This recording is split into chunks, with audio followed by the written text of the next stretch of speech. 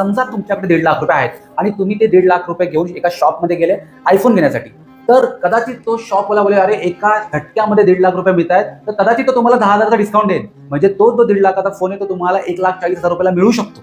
पण जेव्हा तुम्ही ऑनलाईन प्लॅटफॉर्मवर जाता आणि नो कॉस्ट EMI किंवा क्रेडिट कार्डवर एखादं प्रोडक्ट विकत घेता, तेव्हा तो फोन 1.5 लाखाचा फोन तुम्हाला 1.5 लाखामध्येच मिळतो. म्हणजे सर्वात अगोदर तुमचं जे डिस्काउंट आहे ते निघून जातं.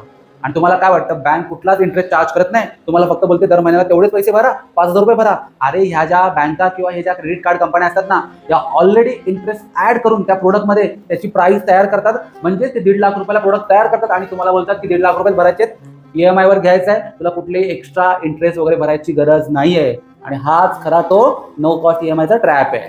बरं, याच्या व्यतिरिक्त बँक तुम्हाला प्रोसेसिंग फीची चार्ज लावते, GST लावते. आणि कदाचित चुकून जर तुमच्याकडून कधीतरी एखादा EMI मिस झाला तर डायरेक्टली बँक तुम्हाला 10 ते 30% पेनल्टी चार्ज करते.